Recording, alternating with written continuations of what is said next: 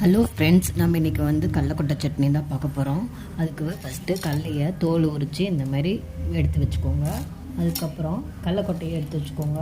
அதுக்கப்புறம் கொஞ்சமாக நம்ம கடலை சேர்த்துருக்கோம். அதுக்கப்புறம் நம்ம சேர்த்துக்க போகிறது என்னென்னு பார்த்தீங்கன்னா, இந்த மாதிரி தேங்காய் கொஞ்சமாக போட்டுக்கோங்க. ஏன்னா கடலக்கொட்டை சட்னி கொஞ்சம் வெள்ளையாகிடும். அதுக்கப்புறம் நம்ம ஆட் பண்ணுறது என்னென்னு பார்த்தீங்கன்னா, சீரகம், மிளகு இதை கொஞ்சம் போட்டுக்கோங்க. அடுத்து நம்ம வரமிளகா தான் ஆட் பண்ண போகிறோம். நான் காரத்துக்கு 3 வரமிளகா போட்டிருக்கேன்.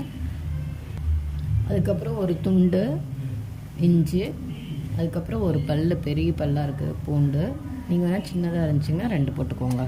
இது எல்லாத்தையோட சேர்த்து இன்னொரு பொருள் போட போகிறோம். அதுதான் மெயின். நான் என்னென்னு சொல்கிறேன்.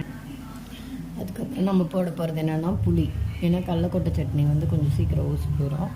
அதனால் நம்ம புளி கொஞ்சம் ஆட் பண்ணி எல்லாத்தையும் நம்ம கிரைண்ட் பண்ணி பேஸ்ட் பண்ணிக்கலாம். அரைச்சிக்கிட்டோம். இதுலேயே நீங்கள் கொஞ்சமாக எவ்வளோ தேவையான உப்பு போடணுமோ போட்டு மறுபடியும் இன்னொரு பல்ஸ் விட்டுக்கோங்க. வாங்க இப்போ தாளிக்கலாம். எண்ணெய் தேவையான ஊற்றிக்கோங்க.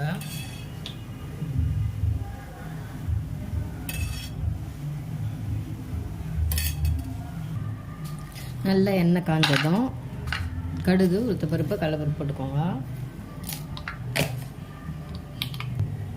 நல்லா பொரிஞ்சதுக்கப்புறம் நம்ம கருவேப்பிலை ஆட் பண்ணிக்கலாம்.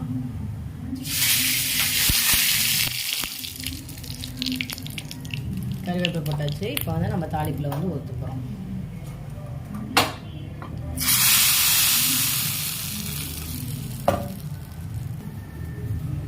சுவையான கடலக்கொட்டை சட்னி ரெடி. இதை நீங்கள் இட்லி, தோசை எதுக்கு வேணாலும் சாப்பிட்லாம். ட்ரை பண்ணி பார்த்துட்டு எப்படி இருந்துச்சுன்னு கமெண்ட்டில் சொல்லுங்கள். தேங்க்யூ ஃபார் வாட்சிங். ஹலோ ஃப்ரெண்ட்ஸ், நம்ம இன்றைக்கி கடலக்கொட்டை சட்னி தான் பார்க்க போகிறோம். அதுக்கு ஃபஸ்ட்டு கடலையை தோல் உரித்து இந்த மாதிரி எடுத்து வச்சுக்கோங்க. அதுக்கப்புறம் கடலக்கொட்டையை எடுத்து வச்சுக்கோங்க. அதுக்கப்புறம் கொஞ்சமாக நம்ம கடலை சேர்த்துருக்கோம். அதுக்கப்புறம் நம்ம சேர்த்துக்க போகிறது என்னென்னு பார்த்தீங்கன்னா, இந்த மாதிரி தேங்காய் கொஞ்சமாக போட்டுக்கோங்க. ஏன்னா கடலக்கொட்டை சட்னி கொஞ்சம் வெள்ளையாகிடும். அதுக்கப்புறம் நம்ம ஆட் பண்ணுறது என்னென்னு பார்த்தீங்கன்னா, சீரகம், மிளகு இதை கொஞ்சம் போட்டுக்கோங்க. அடுத்து நம்ம வரமிளகா தான் ஆட் பண்ண போகிறோம். நான் காரத்துக்கு 3 வரமிளகா போட்டிருக்கேன். அதுக்கப்புறம் ஒரு துண்டு இஞ்சி, அதுக்கப்புறம் ஒரு பெரிய பல்லாக இருக்குது பூண்டு. நீங்கள் வேணால் சின்னதாக இருந்துச்சுன்னா 2 போட்டுக்கோங்க. இது எல்லாத்தையோட சேர்த்து இன்னொரு பொருள் போட போகிறோம். அதுதான் மெயின். நான் என்னென்னு சொல்கிறேன். அதுக்கப்புறம் நம்ம போட போகிறது என்னென்னா புளி. ஏன்னா கடலக்கொட்டை சட்னி கொஞ்சம் சீக்கிரம் ஊசி போயிடும். அதனால் நம்ம புளி கொஞ்சம் ஆட் பண்ணி எல்லாத்தையும் நம்ம கிரைண்ட் பண்ணி பேஸ்ட் பண்ணிக்கலாம்.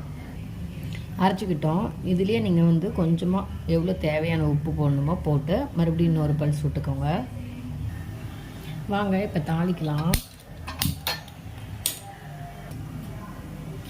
எண்ணெய் தேவையான ஊற்றிக்கோங்க.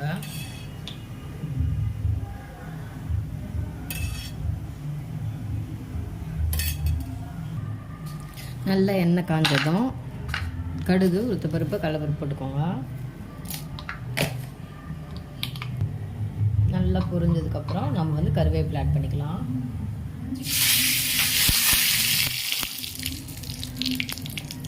கருவேப்பிலை போட்டாச்சு. இப்போ நம்ம தாளிப்பில் ஊற்ற போகிறோம்.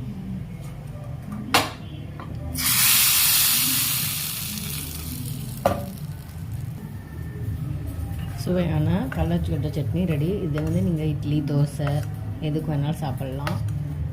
ட்ரை பண்ணி பார்த்துட்டு எப்படி இருந்துச்சுன்னு கமெண்ட்டில் சொல்லுங்கள். தேங்க்யூ ஃபார் வாட்சிங்.